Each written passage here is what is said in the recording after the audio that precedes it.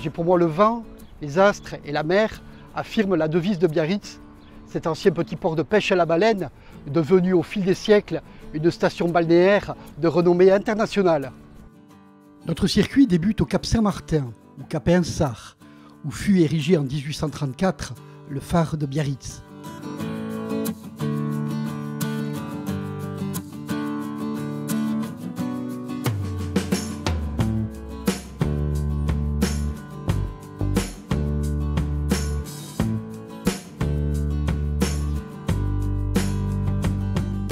À l'origine, l'hôtel du Palais fut construit entre 1854 et 1855 par Napoléon III pour son épouse Eugénie de Montijo. Après la mort de l'empereur et la vente de la Villa Eugénie, le bâtiment sera transformé en hôtel-casino sous le nom de Palais Biarritz. Incendié en février 1903, il est rebâti et augmenté sur les murs de l'ancienne villa par Édouard-Jean Niermans, qui en fait un hôtel de luxe. Il est le seul palace de la côte atlantique.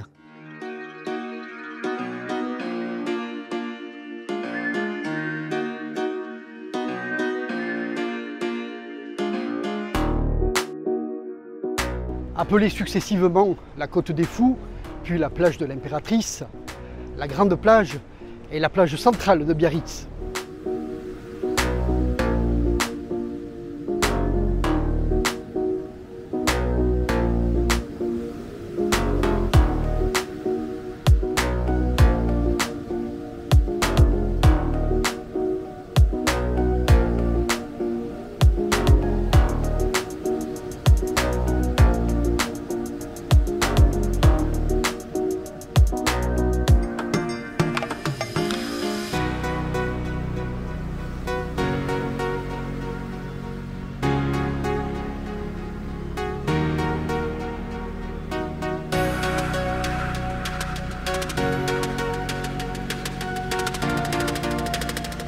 Du haut du promontoire du Basta, la vue est magnifique sur la grande plage et le port des pêcheurs.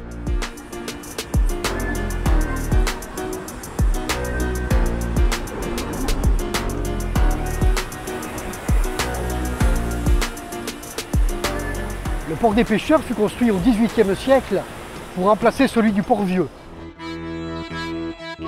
Ce fut à partir de 1780 que le vieux port, la plage du port vieux actuel, ne fut plus utilisé pour s'installer de l'autre côté du plateau de l'Atalaï, au pied de la place Sainte-Eugénie.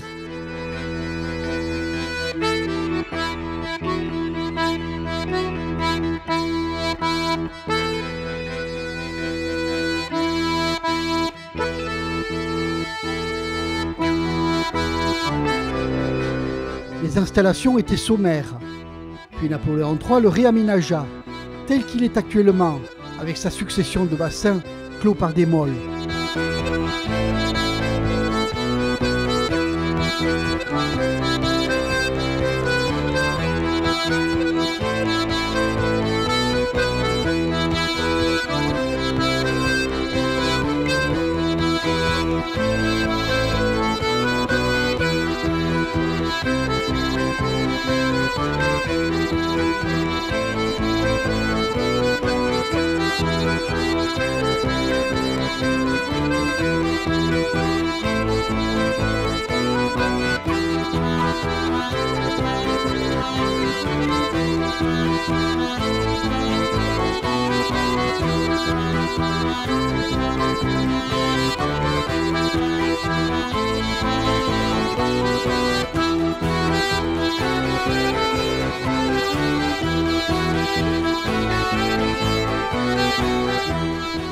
Le rocher de la Vierge est le site emblématique de Biarritz.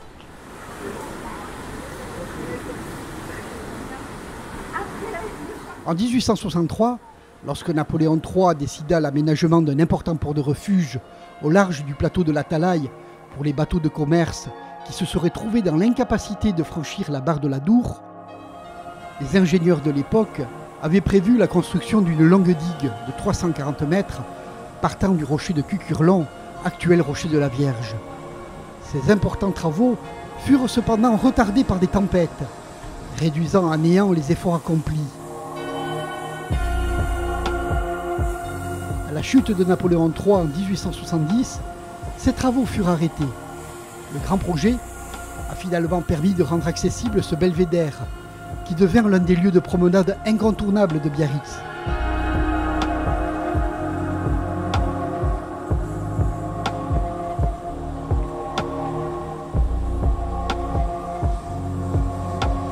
Pendant des siècles, Biarritz n'est qu'un modeste village, avec son église Saint-Martin au milieu des champs et son port, aujourd'hui appelé Port-Vieux.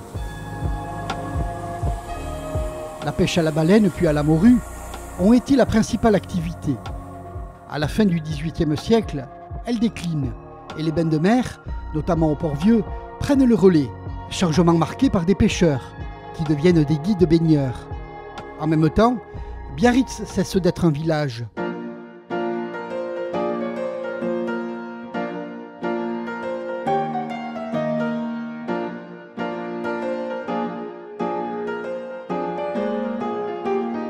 Avant de rejoindre la côte des Basques, nous passons devant l'une des maisons emblématiques de Biarritz.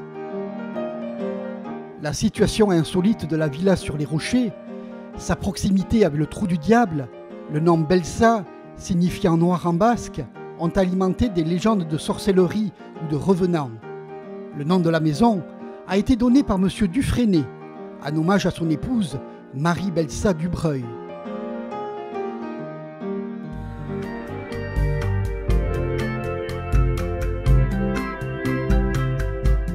Les Basques des villages alentours prirent l'habitude de venir se baigner ici, sur la plage de la côte des Basques, le dimanche suivant la fête de l'Assomption. Ils pensaient se préserver ainsi des maladies. Cette coutume a donné le nom au site.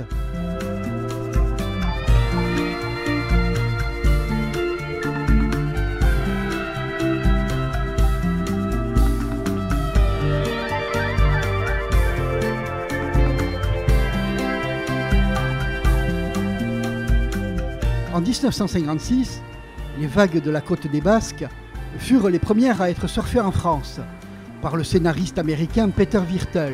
Le site est considéré comme le berceau des pionniers de ce sport.